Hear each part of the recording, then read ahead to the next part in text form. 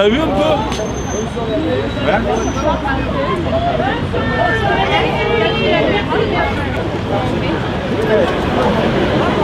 Fusil du soleil, on fait 4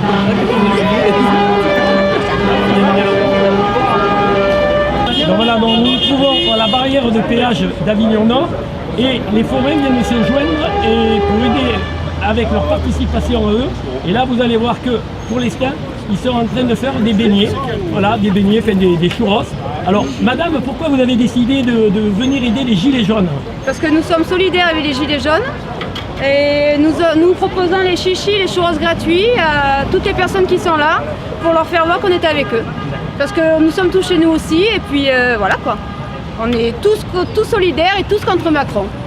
Voilà. La crise actuelle, de l'augmentation de tout ce qui est carburant, taxes et tout, vous êtes touchés vous aussi les forêts? Mais on est touchés, en premier on est touchés. Quand on a gasoil, tout, on est très touchés.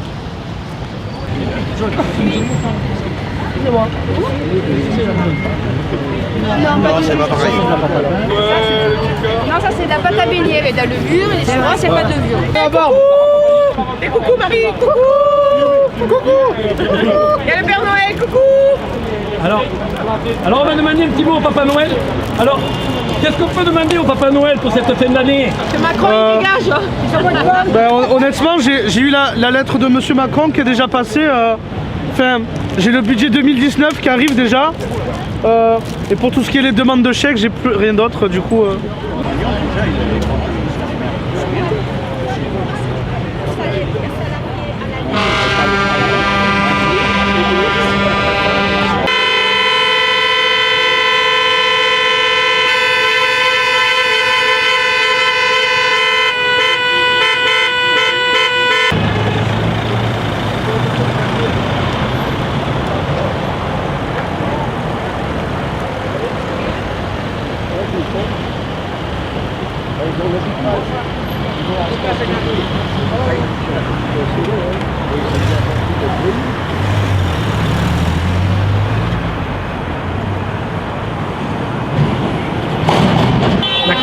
Pourquoi vous êtes avec les gilets jaunes, monsieur?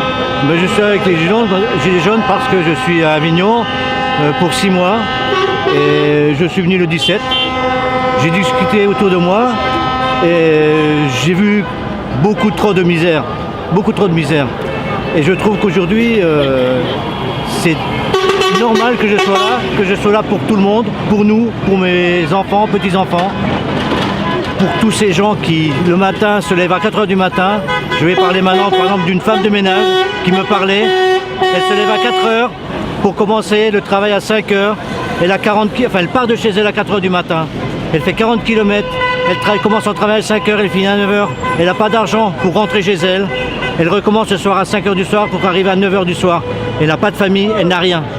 Les gens qui travaillent dans la restauration, qui commencent eux à 9 h du matin, qui s'arrêtent à 2 h, qui reprennent le soir à 5 h, qui finissent à minuit. Tous ces gens-là, ils sont sous-payés. Ce n'est pas normal. Il faut apporter un SMIC à 1 500 € net. Et là-dessus, il ne faut pas revenir. Et ça, ils peuvent le faire. Les retraités, on n'en parle pas. Les retraités, combien de femmes m'ont parlé, touchent 500 €, 400 €, 800 € pour le maximum. Alors, pour moi, ce n'est pas normal. Il faut garder les reconversions du mari et il faut que ces femmes aient un minimum de 1 000 € pour vivre. Et il faut penser aussi que ces femmes, souvent, elles ont eu des enfants et ces enfants, c'est aussi un travail et il faut reconnaître tout ça. D'accord. Très important. Vous posez une question, monsieur? Oui. Ça vient une question. Depuis combien de temps vous êtes à la retraite? Moi, ça fait 5 ans que je suis à la retraite. Donc ça fait 5 ans que vous êtes à la retraite et depuis le jour où vous êtes parti à la retraite, la rémunération de votre retraite, est-ce qu'elle a augmenté votre pouvoir d'achat? Non. Et là, elle baisse tous les ans.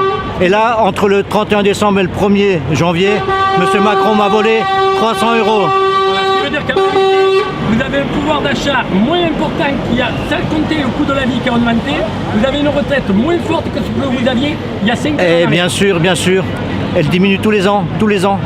Monsieur Macron veut nous faire croire des choses, mais tous les gens, les 39 députés, ministres et secrétaire d'État, les 309 députés de En Marche, ce sont des gens qui sont instruits, mais pour moi, c'est des gens qui sont bêtes, des gens qui n'ont aucune intelligence. À la place du cerveau, je ne sais pas ce qu'ils ont, mais ils n'ont rien. C'est vide. Une dernière question, monsieur. Comment vous allez expliquer l'obstination qu'a M. Macron à déjà pas vouloir vous entendre et ensuite dire que ce qui se passe en France, ce n'est pas de son ressort à lui, c'est l'étranger. Monsieur Macron, il ne comprend rien à la politique. C'est quelqu'un qui n'a jamais été élu il n'a jamais été maire. Moi aujourd'hui, ce que je demande et ce que j'aimerais qu'il se fasse, c'est que toute personne qui se présente pour être député doit d'abord passer par un mandat de maire pour être à proximité du peuple, des vrais gens, des gens qui travaillent, des paysans, des chefs d'entreprise, des riens comme il l'a dit, des riens. Ben non, malheureusement, c'est pas des riens. Les gens qui travaillent, ce sont des gens intelligents. Il y a des gens qui travaillent avec leurs mains, il y a d'autres gens qui travaillent avec leur cerveau. Mais aujourd'hui, les ministres, ce que des gens instruits, qui sont bêtes comme tout, qui ne comprennent pas les Français, qui ne vont pas au cœur des sujets. Et le 17 novembre que je suis ici, je n'ai vu aucun parlementaire, aucun maire qui est venu nous rendre visite pour parler avec nous. Moi, je suis là, je parle avec les gens.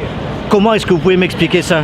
Que ces gens ne puissent pas se présenter. Alors vous prenez une personne qui représente soi-disant le Vaucluse, qui est à la télévision tous les jours, mais cette personne c'est qui, c'est quoi? Il représente quoi? Rien. C'est une personne qui bégaye, qui ne sait pas parler, qui parle de rien et de tout à la fois. C'est quelqu'un qui veut manger et boire. Non, ça marche pas. On met pas le beurre sur la tartine de gens comme ça. Ça ne fonctionne pas comme ça, la République aujourd'hui. Aujourd'hui, c'est le peuple. Il faut écouter le peuple. Il faut écouter les gens autour de nous, les gens qui souffrent tous les jours. C'est ceux-là qu'il faut servir en premier. Il faut le 440, il faut pas le supprimer parce qu'il est utile.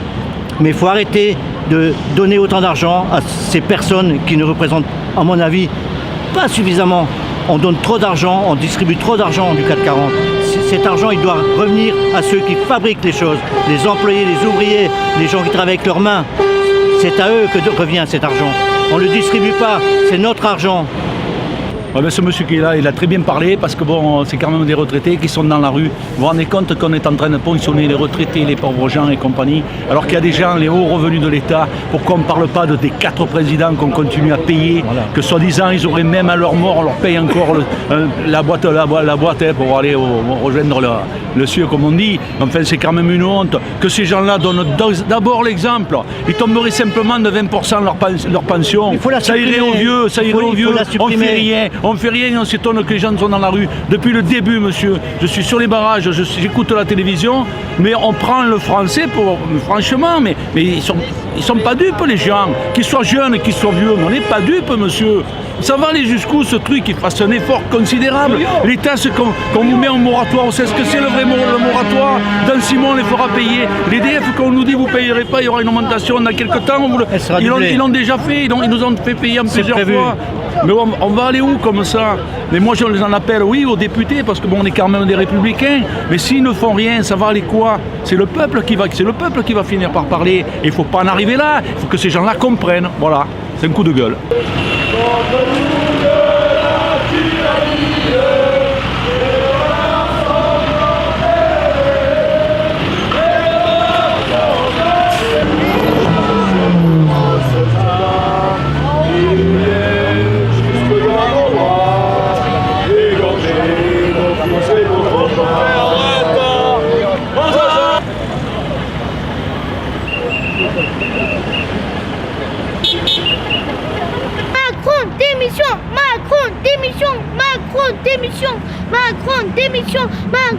Alors nous sommes à nouveau sur la barrière de péage d'Avignon Nord, où cette fois on a fait des interviews de personnes, des retraités, qui en ont marre, qui ont un pouvoir d'achat qui depuis 5 ans a baissé. Nous avons aussi des personnes qui sont venues faire des churros voilà, directement, ils font des churros, ils viennent se mettre, parce que ce sont des forains, ils sont touchés aussi, parce qu'ils ont besoin d'essence, de carburant, leurs taxes sont augmentées. Apparemment, ça commence à monter de partout. Je veux dire, ce n'est plus uniquement, on va dire, une petite partie du peuple qui veut se révolter, c'est maintenant, c'est toute une grande majorité, à 85%, beaucoup de personnes qui m'envoient directement par mail en me disant on ne peut pas venir sur le terrain, mais on est de tout cœur avec vous. Si M. Macron ne veut rien entendre, moi d'après ce que j'ai vu sur le terrain depuis maintenant plus de 15 jours, on ne va pas à une guerre civile. Je me répète, je l'ai dit X fois, parce qu'une guerre civile, c'est une partie du peuple qui se révolte contre l'autre partie. Mais 85% qui sont avec nous, 15% de l'autre côté, c'est pas une guerre civile, mais ça va aller à une révolution. Il ne veut rien entendre, il est toujours en train de dire que la politique intérieure du pays ne le regarde pas. Lui, ce qui l'intéresse, c'est la politique extérieure. Mais je pense que dans des moments graves comme ça, un président de la République qui veut être un président des Français devrait quand même prendre la parole au lieu de déléguer toute sa politique intérieure à son Premier ministre ou au ministère de l'Intérieur.